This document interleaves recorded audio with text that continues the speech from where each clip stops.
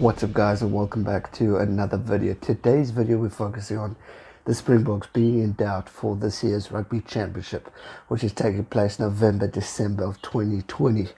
Reason why we say we are in doubt is because of this COVID-19 pandemic.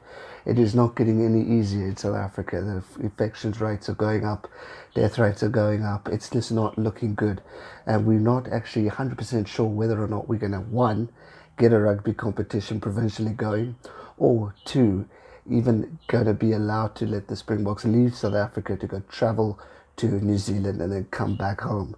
So there's a lot of question marks up in the air, but hopefully sooner rather than later we'll be able to find out the procedure going forward in the Rugby Championship, as well as domestically for the rugby, for our Currie Cup Provincials League.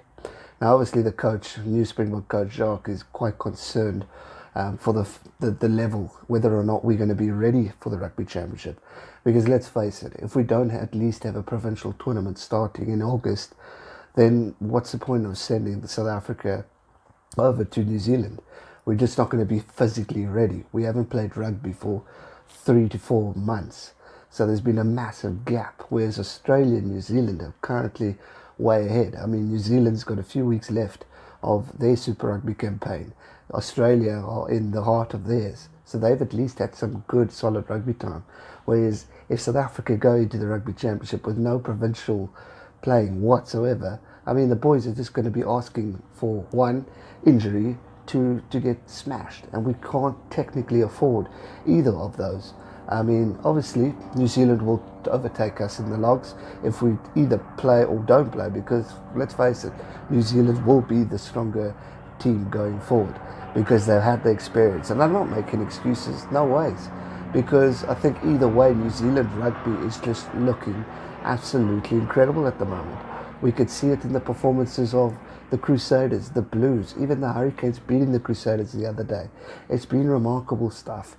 Even the Highlanders under Aaron Smith has been remarkable. The only team that's had question marks are the Chiefs, but on paper they still have a fantastic rugby team to show, and those 5 teams are incredible. Whether they win or lose, they're still looking good, and they're looking like they're going to dominate the Rugby Championship going forward. Now, if South Africa can, however, get a Currie Cup in August, or even the end of August, I would even say middle September, then I think we're still good to send it over, and I think it's going to be worth it to send it over, because physical training, whatever it may be or not, we still play a phenomenal game against the All Blacks or Australia or even Argentina, and we'll put up a good fight. Will we win? We'll have to wait and see. Probably not, because of the difference of type of rugby playing. But I'm not going to make excuses, and I don't think South Africa and coach is making excuses either. It's just a matter of how we're going to approach this game, how we're going to take on the challenges that we are currently facing. There are players who are currently playing overseas, or who will start playing overseas soon, which is great, and hopefully we can see them getting their strength back in. Also, there's question marks there. Are France going to release our Springbok players that are currently overseas? Are the Premiership teams going to release theirs as well? There's a lot of question marks. But for me personally, if I have to look at it, I would definitely give it a go. But again, it's all on how South Africa are doing within this pandemic, because we're still under strict rules. This COVID-19 isn't going anywhere. Ask me. I've got it. I was tested positive just late last week, and it's not a great feeling, but I'll save that discussion for another video going forward. But to be fair, everything's safe, healthy, all good, but I will save that for another video going forward. But it's just showing you anyone can do it, can get it. Follow the procedures. It's just scarily around us, and we need to just be careful and take things one step at a time. And like I said, we're 5th. I don't think I even said this. We're 5th with the number of infections. In June alone, we've shot up drastically. So we just got to be careful and got to be safe in South Africa, and it's for the better for the players' well-being as well. Because are they healthy enough? We've had teams that have been knocked by COVID-19. Sharks players, I think, Stormers, a few others too, Lions. So we've got to be careful, we've got to be safe, and we've got to think of our player well-being and the health of these guys going forward. The Rugby Championship, one of the best tournaments we could look forward to. I think it's absolutely amazing what we witness. The rivalry of South Africa and New Zealand is special. The rivalry of Australia and New Zealand is also just as special with the Bledisloe Cup. And let's not forget Argentina, a hard fighting team that can upset or cause surprises any time of the day. So we can never count them out either. So I'm looking forward to it, and I really hope we're going to see a rugby championship coming out this year. But it's going to be a long shot, and yeah, we'll just have to wait and see. Keep positive, keep motivated. But I want to see South Africa versus New Zealand. I think there are definitely safety options available if South Africa just continue to do what they do and monitor our rugby team, send that rugby team over, get them into quarantine, make sure they're healthy, and then start training, get them ready.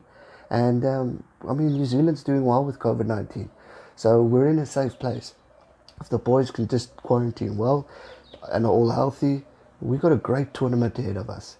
But the key fixture is we need to play some form of rugby. Our provincial level needs to start ASAP.